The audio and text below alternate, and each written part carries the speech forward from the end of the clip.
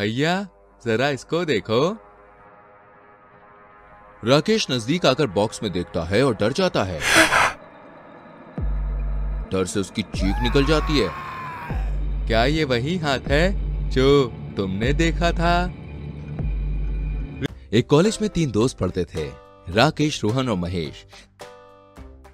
तीनों ही हॉस्टल में रहते हैं। तीनों पढ़ने में बहुत स्मार्ट हैं।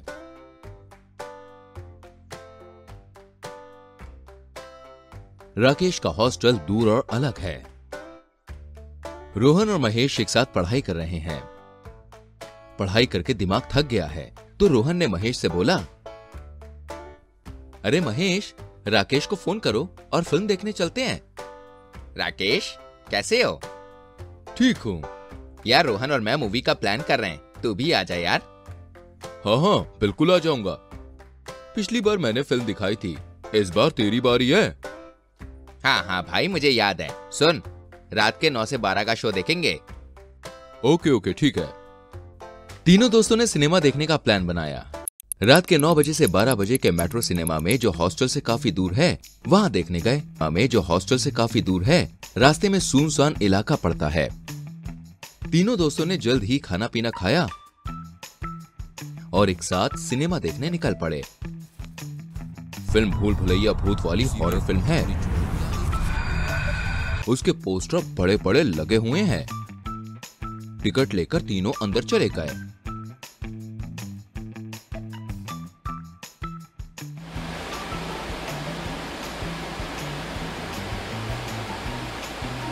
तीन घंटे बाद फिल्म देखकर तीनों दोस्त मजे से निकले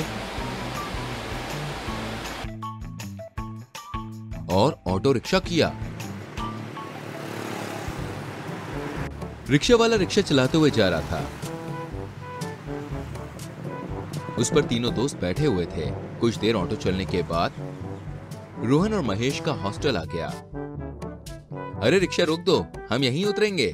चल राकेश, संभल कर जाना, ठीक है? Bye bye. कल मिलते हैं कॉलेज में। Bye bye, good night. Good night bro, see you tomorrow. तीनों दोस्त उतरकर चले जाते हैं। राकेश कुछ दूर जाने के बाद रिक्शे वाले से बोलता है,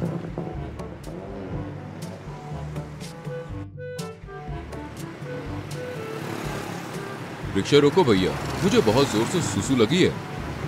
रिक्शा वाला रिक्शा रोक देता है। राकेश रिक्शे से उतरकर कब्रिस्तान के पास सुसु करने लगता है।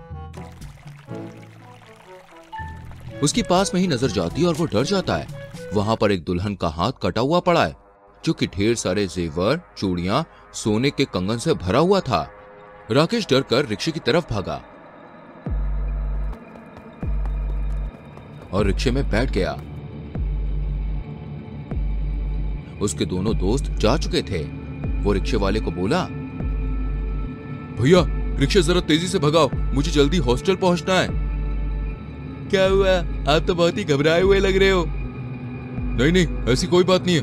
मैं तो बस यूं ही जल्दी जाना चाहता हूँ। रात बहुत हो गई है। सुनसान रोड पर हम दोनों बिल्कुल अकेले हैं ना। जिस तरह से आप भाग कर आए और चेहरे पर घबराहट है, उससे पता चलता है कि कुछ तो बात जरूर है। आप क्यों डर रहे हो? बताइए, किसी तरह की बात होगी तो मैं आपकी मदद करूंगा। भैया बस इतनी मदद कीजिए कि मुझे जल्दी से हॉस्टल पहुंचा दीजिए। देखिए, डरने की कोई बात नहीं है, आप मुझे बता सकते हैं, और जब तक हम लोग धीरे धीरे पहुंच ही रहे हैं। रिक्शा धीरे धीरे आगे जा रहा था। राकेश ने रिक्शे वाले को वो हाथ वाली बात बता दी। राकेश आधे रास्ते पहुंचा ही होगा, तभी रिक्शे वाले ने ब्रेक लगा दिया। भैया रिक्शा क्यों रोक दिया? क्या हुआ? कुछ नहीं, 1 मिनट, आप नीचे आ जाइए। लेकिन हुआ क्या? बस कुछ नहीं, आप 1 मिनट के लिए उतरिए। सीट के नीचे से कुछ सामान निकालना है। राकेश को कुछ भी नहीं सूझ रहा था। डर के मारे वो बहुत परेशान था, और ऊपर से ये रिक्शे वाला भी कुछ अजीब अजीब सी हरकतें कर रहा था। राकेश ना चाहते हुए भी रिक्शे से नीचे उतर गया। राकेश ने मोबाइल देखा। रात के 12:30 बज रहे थे। उसने देखा रिक्शे वाले ने सीट हटाई,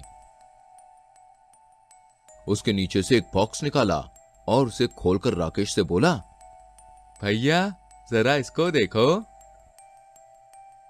राकेश नजदीक आकर बॉक्स में देखता है और डर जाता है।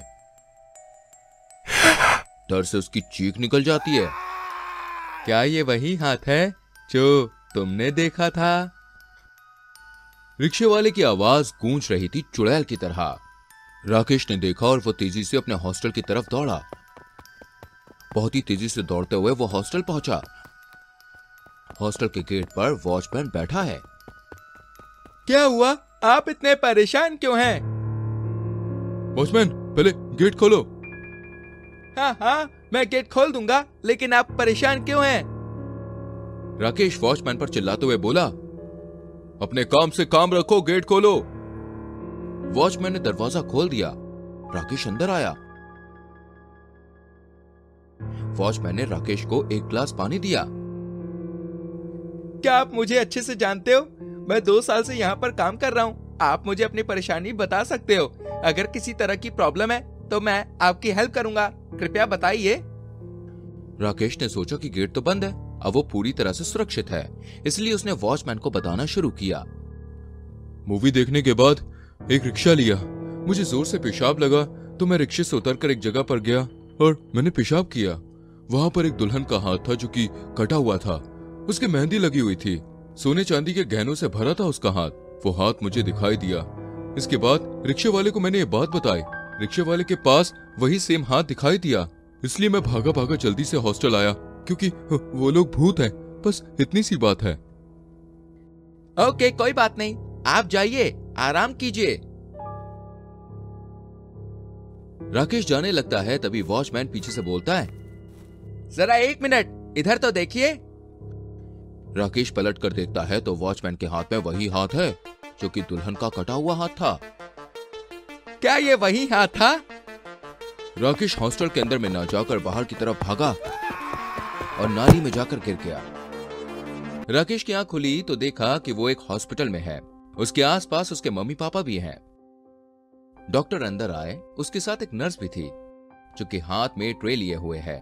ट्रे कपड़े से ढकी हुई है। राकेश का चेकअप डॉक्टर ने किया। आप बिल्कुल ठीक हैं, बस कमजोरी सी है, लेकिन आपके चेहरे पर इतना पीलापन क्यों है? क्या हुआ है आपके साथ? जब आपको यहाँ लाया गया था तो आप पूरी तरह से कीचड़ में भरे हुए थे। आखिर ऐसी क्या बात हुई थी? मुझे वो हाथ से डर लगता है, दुल्हन का हाथ। राकेश ने डॉक्टर को वो सारी बात बताई जो पिछली रात उसके साथ घटी थी। डॉक्टर ने नर्स की तरफ इशारा किया और नर्स आ गई, ट्रे के ऊपर से कपड़ा हटाते हुए। क्या ये वही हाथ है? जरा देखिए तो। राकेश ने देखा और वो बेहोश हो गया। अचानक से दोनों डॉक्टर और नर्स गायब हो गए। 1 महीने बाद राकेश का घर। उसके माँ बाप राकेश को लेकर परेशान हैं। वो पागल सा हो गया है। तभी राकेश के मामा एक साधु को लेकर उसके घर आते हैं। साधु ने राकेश को देखा। इस पर चुड़ैल का साया है जो इसे जान से मारना चाहती है। साधु की बात सुनकर राकेश के माँ बाप डर जाते हैं। आखिर क्या वजह है और इसका इलाज क्या है? इलाज तो है, इसके लिए हवन करना पड़ेगा, जिससे पता चलेगा कि इसके पीछे कौन है और किस वजह से है। साधु ने हवन किया और चुड़ैल से बात की। आखिर तू राकेश के ऊपर क्यों है? इसने मेरे कब्र के ऊपर पेशाब कर दिया। एक तो मैं शादी के दिन ही मर गई और ऊपर से इसने मुझ पर पेशाब कर दिया। अब मैं इसे मारकर इसके साथ शादी रचाऊंगी और फिर हम दोनों सातों जन्मों तक साथ रहेंगे। ऐसा हरगिज नहीं होगा। मैं ऐसा नहीं होने दूंगा। ये नादान है। इसे माफ कर दो और छोड़ दो, वरना तुम्हारी आत्मा को मैं इस बोतल में कैद कर लूंगा। मैं माफी वाफी कुछ नहीं जानती। मैं इसे अपने साथ लेकर जाऊंगी। फिर साधु ने उसे बहस करना ठीक नहीं समझा और अपने मंत्र के बल पर उसे अपने कब्जे में ले लिया और बोतल में बंद कर दिया। इसके बाद जिस जगह पर आयुष ने रात में पेशाब किया था, वहां साधु के साथ जाकर उसने फूल मालाएं चढ़ाई, अगरबत्ती जलाई, पूजा पाठ किया। तब से लेकर राकेश ठीक है। बीके सिंह कहते हैं, यत्र तत्र सर्वत्र मूत्र विसर्जन ना करें। धन्यवाद।